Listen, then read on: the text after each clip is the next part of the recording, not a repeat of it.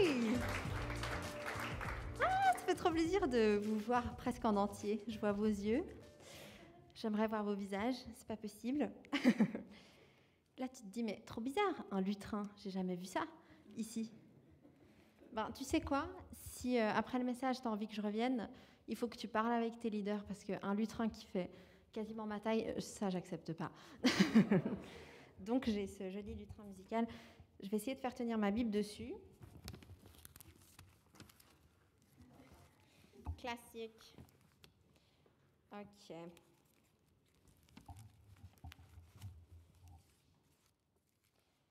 Oh. Alors, pour ceux qui me connaissent bien, qui ont déjà fait des X-Chem, c'est classique que des bouts de ma Bible tombent.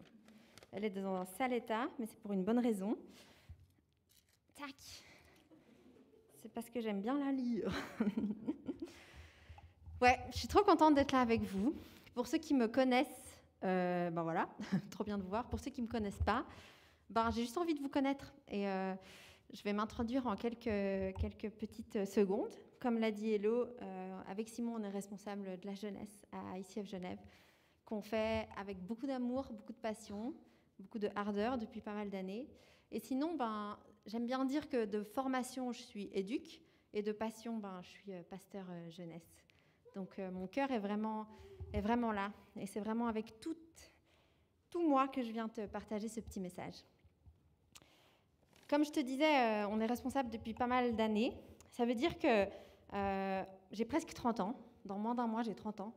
Ah Mais j'ai jamais quitté l'adolescence et la jeunesse. Parce que quand tu es si souvent avec des jeunes qui vivent des trucs avec Dieu, bah forcément, tu restes très, très jeune. Même si je dois leur demander de me traduire des fois quand ils parlent, parce que tu l'as peut-être aussi constaté, le vocabulaire des jeunes change souvent. Et si tu viens vers eux en leur disant « ça va les jeunes », bah, ça passe plus. Expérience faite. Simon aussi, il a des petits mots comme ça qui font absolument trop ringard et il rigole beaucoup avec ça. Mais tu sais quoi, en fait, à force d'être près d'eux pour vivre la foi, ben, je crois que ma foi, elle est restée très fraîche. Elle est restée très simple grâce à eux. Parce que quand tu es jeune, il y a ce truc où tu te poses moins de questions. Et les choses que tu ressens, ça te suffit à attester qu'il y a un Dieu et que c'est ce qui compte. Et on se complique moins quand on est jeune. Si tu connais autour de toi des ados, des jeunes qui connaissent Jésus, va leur poser des questions.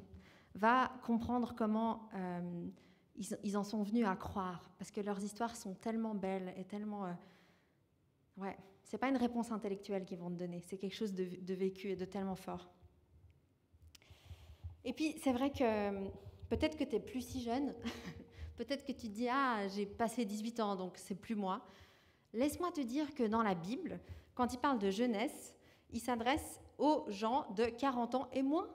C'est une bonne nouvelle. Sauf si tu as plus de 40 ans. Genre, là, je ne sais pas quoi faire pour toi. Non, c'est pas vrai. Non. Dieu, il a un plan pour chaque saison de notre vie. Et ça, j'en suis convaincue. Pour commencer, j'aimerais lire avec toi un verset qui va un peu nous porter là pour le petit moment ensemble. C'est dans... Il est pas au multimédia, donc écoute bien. Il est dans Éphésiens 5, au verset 8. « Autrefois, vous étiez ténèbres, et maintenant, vous êtes lumière dans le Seigneur.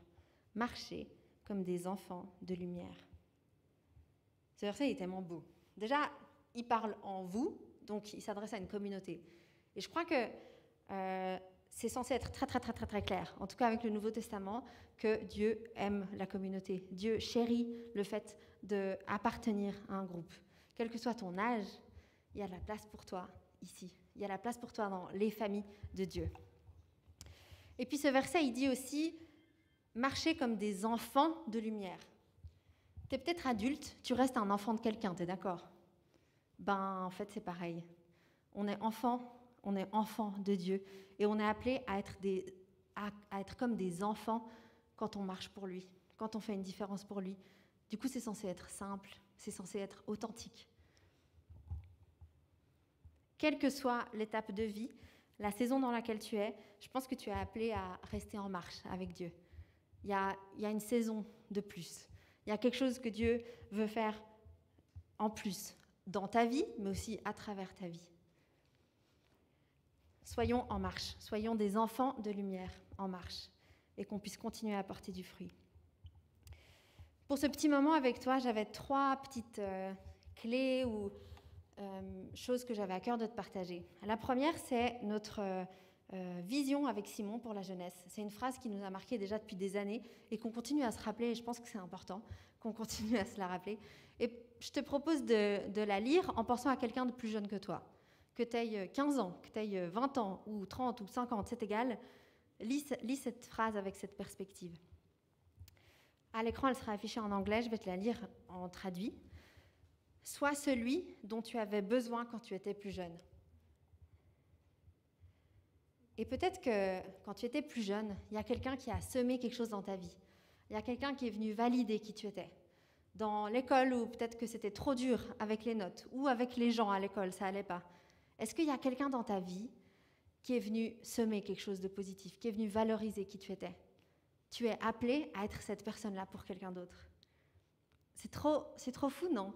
Et j'ai l'impression que c'est ça qu'on est appelé à vivre dans une communauté, dans une église. C'est un lieu privilégié où il n'y a pas à se critiquer ou se juger. C'est un lieu où on s'élève les uns les autres, quel que soit notre âge. Mais et si tu pensais à quelqu'un qui est plus jeune que toi? Même si tu as 13 ans, pense à quelqu'un qui est plus jeune que toi. Et comment tu peux être celui dont toi tu avais besoin à son âge. La deuxième chose que je voulais voir avec toi, là je m'adresse aux vrais jeunes, à ceux qui ont, disons, entre 10 et 25 ans, 40 ans si tu veux, bref. Il y a un verset dans 1 Timothée 4 au verset 12 et aussi le verset 14 qui m'a accompagnée. Non mais ça va ou bien? C'est un signe, il faut que je regarde moins, mais merci mon tendre et cher époux. Comme ça vous laisse déjà le temps pour digérer ce que je disais avant.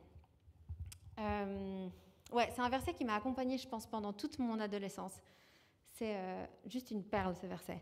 Que personne ne méprise ta jeunesse, mais sois un modèle pour les croyants, par tes paroles, par ta conduite, par ton amour, par ta foi, par ta pureté. Et au verset 14, il dit « Ne néglige pas le don que tu as reçu. » Alors là, petit mot pour les jeunes. La jeunesse, ça peut être la perspective que tout est possible. Ça peut être, waouh, un plein d'expériences. Tu t'éclates dans les sports que tu aimes, tu te marres trop avec tes potes. Genre, c'est un peu incroyable, non, d'être jeune.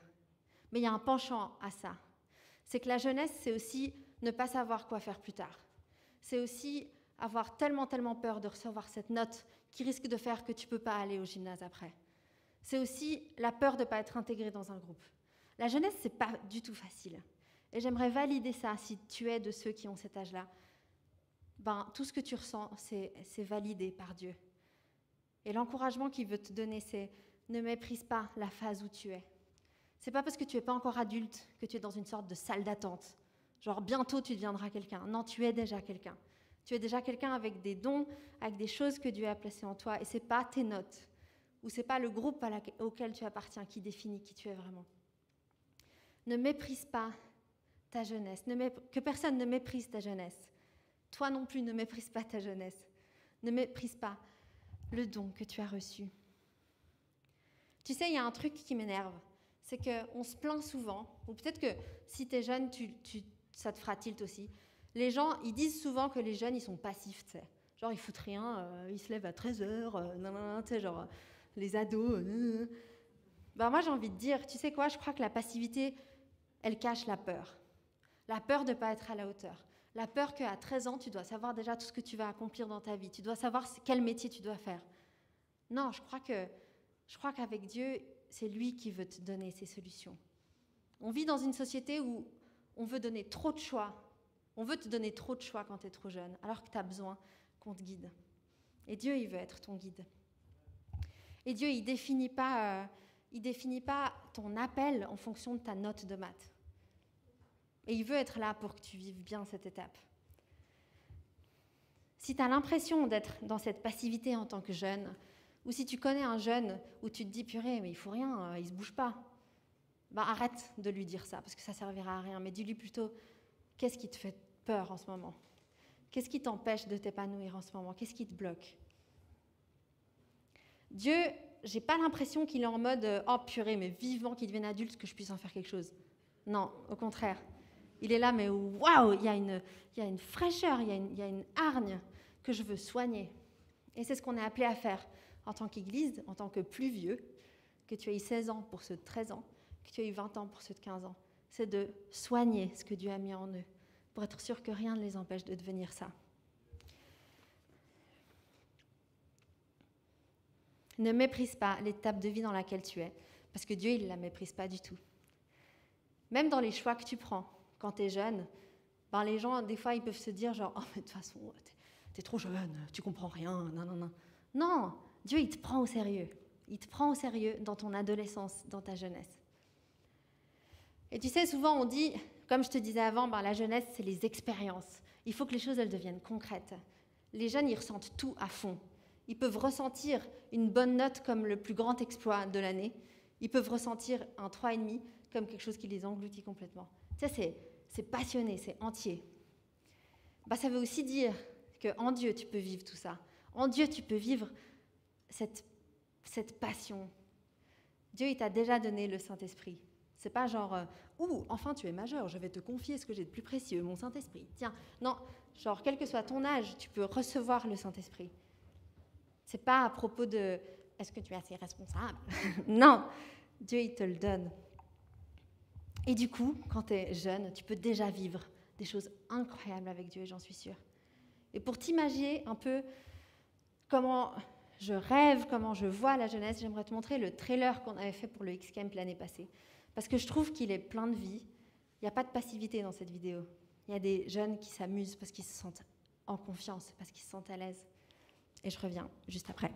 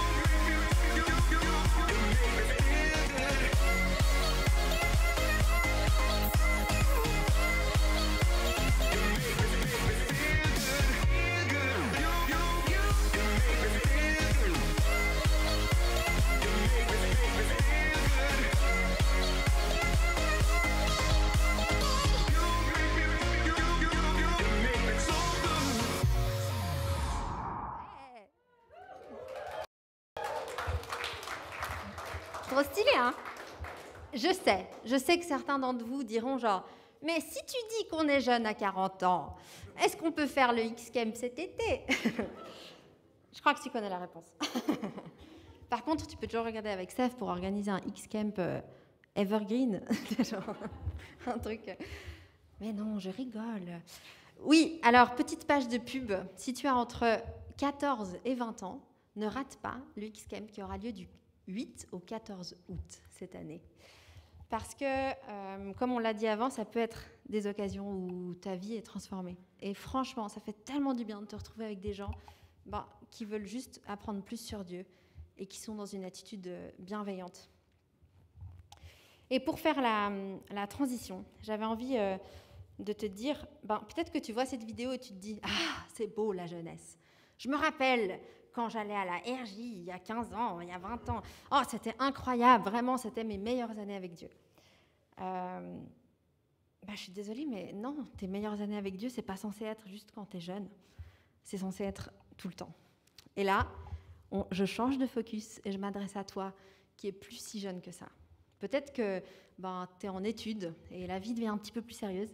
Peut-être que tu as déjà un job. Peut-être que tu es même marié, que tu as des enfants, des petits-enfants.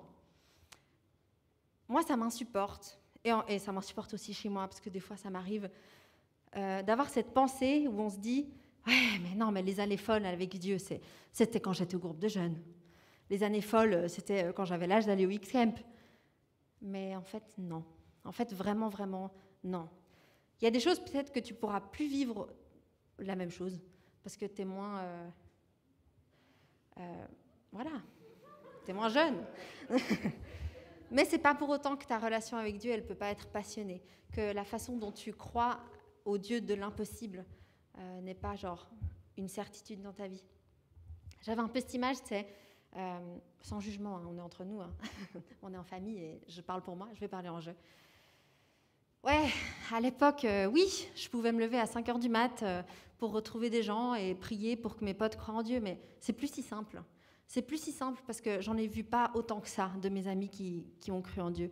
Puis bon, ouais, venir à l'église tous les dimanches, mais c'est quand même un investissement. Enfin, je veux dire, j'ai ma petite maison, j'ai mes enfants, j'aimerais profiter du soleil, de la terrasse, puis ouais, servir. Non, vraiment, je trouve chouette de servir à l'église. Du coup, je viens quand je sers parce que il faut que je rentabilise ma semaine, tu vois. Genre, je bosse 50 heures par semaine. Est-ce que... Non, 4 heures sur une semaine, c'est quand même beaucoup. Ouais, non, franchement... Bref, on peut vite tomber un peu là-dedans, sans jugement, je le rappelle. Mais j'ai l'impression qu'on aurait tendance à mettre Dieu dans une boîte, tu sais. Genre, Dieu, maintenant que je suis responsable et adulte, que j'ai des tâches qui me sont confiées, que j'ai un salaire, je te donne ça de moi. Alors que j'ai l'impression que quand on est jeune, on aurait plus tendance à tout lui donner.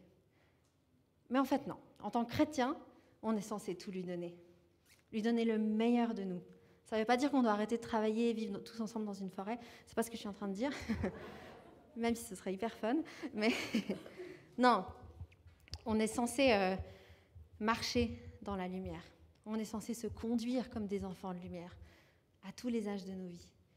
Et là, peut-être que tu me dis, c'est joli ce que tu dis, Monica, mais c'est pas si simple. C'est pas si simple parce que ça fait des années que je prie pour la guérison de telle personne. Ça fait des années que je m'applique à être une lumière pour que mes amis rencontrent Dieu. Ils sont toujours pas là à mes côtés. Parce qu'on n'est pas 3000 dans cette église. Et tu vois, il y a ce côté un peu rationnel qui prend le dessus sur notre foi en ce Dieu d'amour et ce Dieu de l'impossible. Il y a une histoire par rapport à ça qui m'a beaucoup, beaucoup parlé dans la Bible et sur quoi j'aimerais m'attarder un petit peu. C'est une histoire de l'Ancien Testament. J'ai eu trop peur de toucher ma Bible, je vais encore la... je vais la lire là. C'est dans 2 Rois au verset 5. Non, mais non, lis pas tout de suite, je vais te donner le contexte. Je ne sais pas comment il se prononce, ce gars. Naaman, Steph qui fait des études, comment on prononce? Ouais, on va l'appeler Naaman. C'est un chef de guerre. C'est un général, un capitaine, quelqu'un, tu sais, genre un big boss un peu d'une armée syrienne. Donc, ce n'était pas quelqu'un qui connaissait l'Éternel, qui ne faisait pas partie du peuple d'Israël. Et ce gars, c'était un vaillant et fort homme. Mais il était malade, il avait la lèpre. Et en gros, une de ses esclaves ou captives, qui était justement qui était israélite, lui dit, écoute, moi je connais quelqu'un, Élisée, qui pourrait te guérir. Si tu vas le voir, je suis sûre que tu vas être guéri. Et du coup, c'est ce qu'il fait, et c'est ce qu'on peut lire ensemble dans 2 Rois 5. Naaman vint donc avec ses chevaux et son char. Donc le char, il était rempli de cadeaux et de trucs pour négocier pour la guérison. Et il attendit devant la porte de la maison d'Élisée. Celui-ci lui fit dire par un envoyé, « Va te laver 7 fois dans le Jourdain et tu seras complètement purifié. »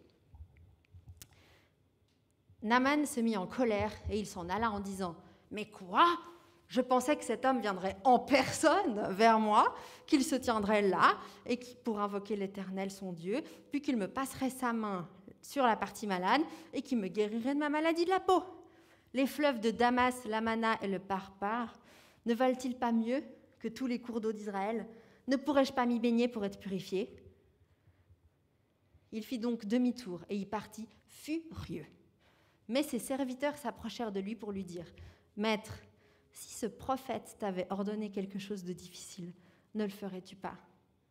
À plus forte raison, devrais-tu faire ce qu'il t'a dit s'il ne te demande que de te laver dans l'eau pour être purifié. » Qu'est-ce qu'elle raconte, cette histoire?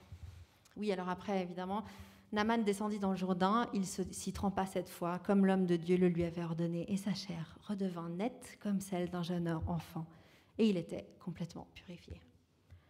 C'est une toute petite histoire dans le gros bloc d'Ancien Testament qu'on a. Et ça m'a tellement touchée. Tu sais pourquoi? Parce que je crois que trop souvent, je suis Naaman. Si c'est trop simple, il y a un truc qui cloche, tu sais. Naaman, il est furieux. Tu sais pourquoi? Parce qu'il était venu avec tous ses cadeaux pour faire un échange, pour dire « Guéris-moi et je te donnerai tout ça, tout mon or. Regarde tout ce que j'ai à donner pour être guéri. » Élisée, il vient même pas le voir. Et il lui dit « Va te baigner 7 fois. » Non mais ça va quoi? Genre 7 fois. Quoi? Genre je m'y mets, je ressors, je m'y mets, je ressors 7 fois et c'est bon? Enfin non, il y a... Mais ça va?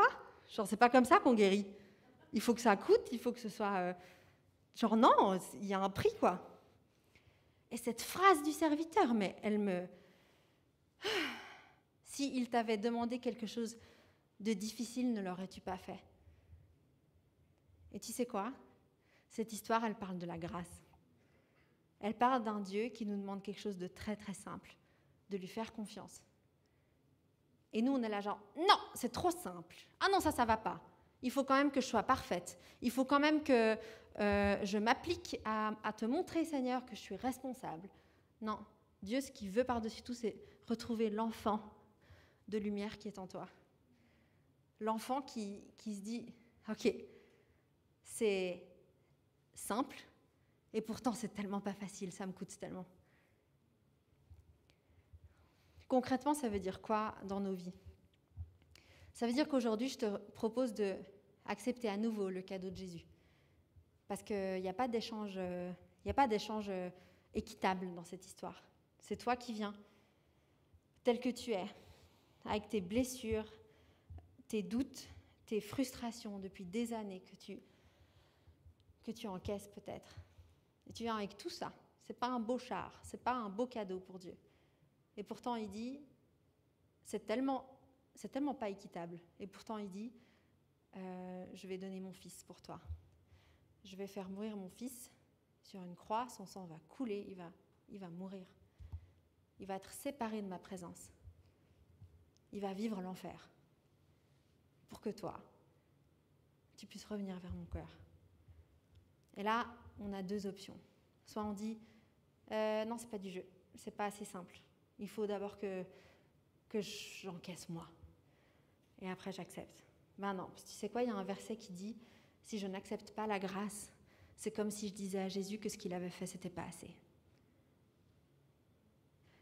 Je te propose qu'on ne soit pas de ces chrétiens-là, qui disent à Jésus, c'est cool, ah ouais, c'est cool, ouais. Mourir sur une croix, ouais, mais c'est toujours pas assez pour ce que j'ai fait.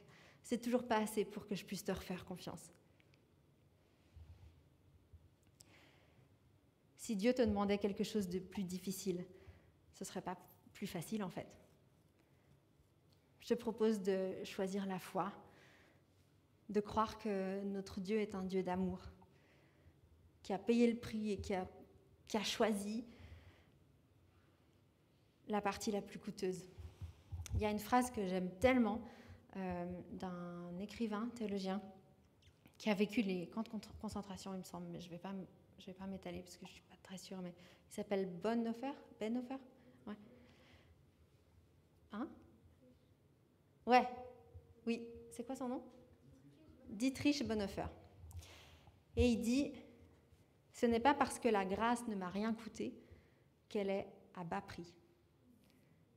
En gros, c'est pas parce que ma grâce me coûte rien que je vais la chercher à des nerfs. C'est pas parce que c'est gratuit pour moi que ça n'a pas coûté à Dieu son Fils. Ça, c'est le Dieu en quoi on croit. C'est incroyable.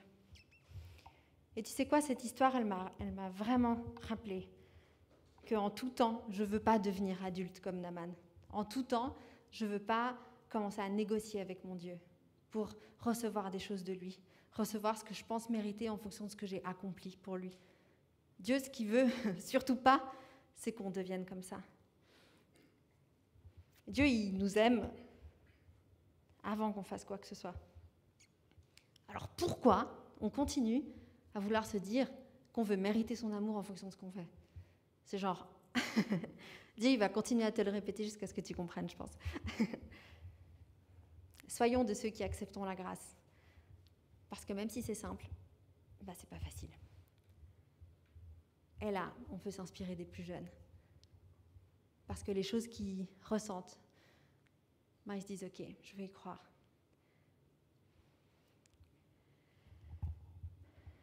J'aimerais finir aussi avec une phrase que j'ai oublié de te dire avant, mais qui me touche aussi beaucoup. C'est une phrase de saint Augustin qui dit « Ce que tu veux enflammer chez les autres doit d'abord brûler en toi ». Ça veut aussi dire que ce n'est pas en reparlant de ce que Dieu a fait il y a 15 ans quand tu étais au groupe de jeunes que tu vas forcément amener des gens plus près de Jésus. Il faut que ça reste frais en toi. Il faut que ça reste personnel. Il faut que ton feu, il continue à brûler pour que tu puisses prendre des gens avec. C'est pas juste « Non, mais vas-y, va à l'Ergie, tu verras ». Mais oui, va à l'Ergie, va au XCAM, bien sûr, mais toi, elle en est où ta foi maintenant que tu n'es plus si jeune?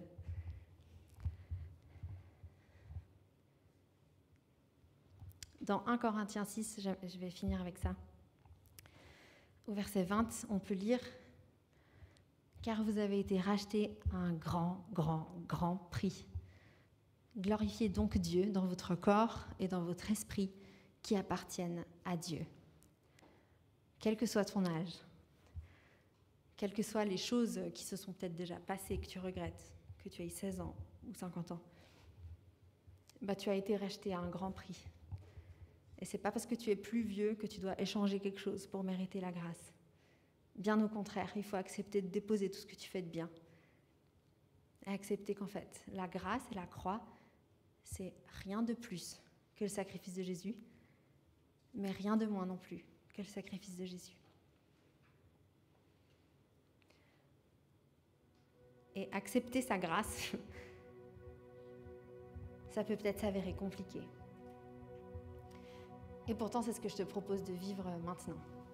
De vivre un petit temps, moi j'aime bien faire ça, où tu laisses un peu les choses remuer. Il y a peut-être une chose que tu retiens d'aujourd'hui, une chose qui résonne un petit peu avec ton chemin de vie. Qu'il y ait quelque chose qui t'ait parlé dans le focus où je m'adressais plus à toi qui es jeune, pour que tu ne laisses personne mépriser la phase de vie dans laquelle tu es. Ou alors cette histoire d'accepter que c'est peut-être plus facile qu'on le croit, de recevoir le pardon et l'amour de Jésus. Du coup, il y aura le verset que je viens de te lire, la phrase de saint Augustin, et une petite question que je te pose pour ce petit moment. Et peut-être que tu as l'habitude de prendre des petits moments comme ça seul où tu laisses Dieu parler. Peut-être pas. Donc je vais t'expliquer de manière très très courte comment ça se passe. Le Saint-Esprit, il est là dans cette salle. Il est à l'œuvre en ce moment. Il fait des choses que nous-mêmes, on ne voit pas, qu'on ne comprend pas. Mais est-ce qu'on tend les oreilles pour sentir, pour écouter? Peut-être qu'il y a quelque chose qui va ressurgir, quelque chose que tu auras envie de demander à Dieu. Peut-être même qu'il y aura de la tristesse ou de la colère qui va sortir. Parce que tu as envie de vivre pour lui, mais qu'il y a des choses qui te bloquent. En fait, tu peux aussi venir lui dire ça. Ou peut-être que tu as juste envie d'être là, genre, mais en fait, Jésus, oui, j'accepte la croix. J'accepte que tu as payé tout le prix pour que moi, j'ai le 1% à faire qui est tellement dur d'accepter. Mais je veux le faire aujourd'hui. Peut-être que c'est ton moment. Et sinon, aussi, j'ai une question à te poser. Enfant de lumière, où en est ta flamme? Je parle à l'enfant qui est en toi, à la partie de toi qui peut facilement entrer en contact avec Dieu, qui laisse tomber les doutes, qui laisse tomber les raisonnements intellectuels de « est-ce que vraiment Dieu fonctionne comme ça ?» Non, laisse tout ça de côté. Enfant de lumière, tu es adopté par Dieu. Où en est ta flamme? Et comment est-ce que tu veux continuer à marcher avec Dieu? Parce que ta flamme, elle est appelée à en enflammer d'autres. Des plus jeunes, peut-être les gens de ta famille, peut-être des plus âgés. Alors je vais finir en priant. Et je te laisse vivre ce petit moment et après on aura encore de la louange pour rendre toute la gloire à Dieu. Seigneur, merci parce que tu as voulu chaque saison dans laquelle on est. Tu n'es pas dans l'attente qu'on ait tel âge pour commencer à nous utiliser. Tu apprécies chaque âge qu'on a. Tu fêtes chaque âge avec nous. Seigneur, j'aimerais te remettre ma vie, nos vies. Là où il y a de la peur et de la passivité. Là où il y a un sentiment de responsabilité qui nous empêche de vivre librement pour toi. Là où il y a de l'orgueil. Là où il y a l'impression que c'est trop simple pour être vrai. Saint-Esprit, parle maintenant. Libère nos cœurs pour qu'on puisse te retrouver vraiment. Pour qu'on puisse te retrouver, Papa. Pour qu'on puisse être ces enfants de lumière qui marchent avec conviction qu'on est là où tu veux qu'on soit, quel que soit notre âge.